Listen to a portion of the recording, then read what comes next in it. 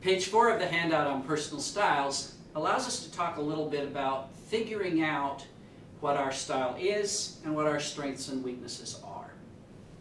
Remember, the red light in the metaphor represents those who are focused on engaging people.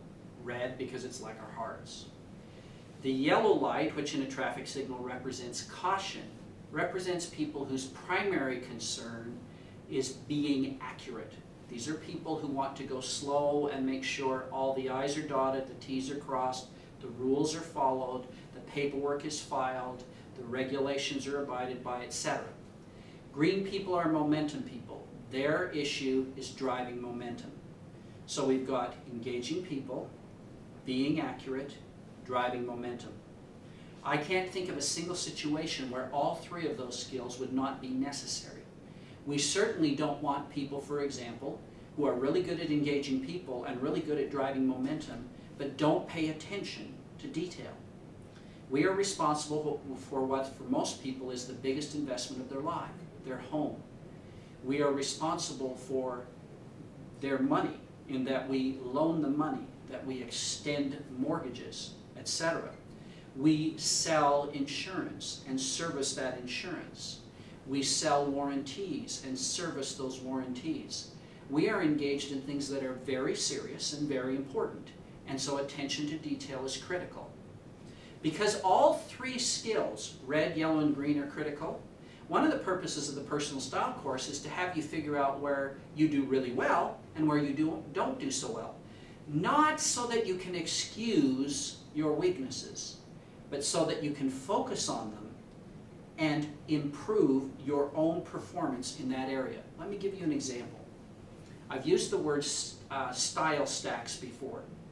A normal stoplight is stacked red, yellow, green. But in our metaphor, you can put the lights in any order you want so that it is a representation of where you naturally tend to be. Here is my style stack. Green, red, yellow. I am obsessed with momentum, with getting things done.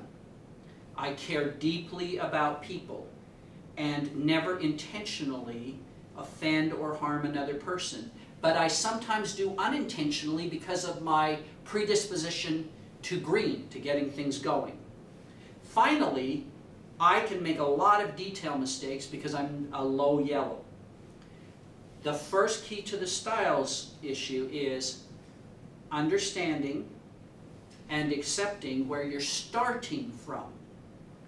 Where am I starting from? Green, red, yellow. Obviously, don't need to do a lot of work on my green skills. Momentum is easy for me. I'm pretty good at my engaging people skills.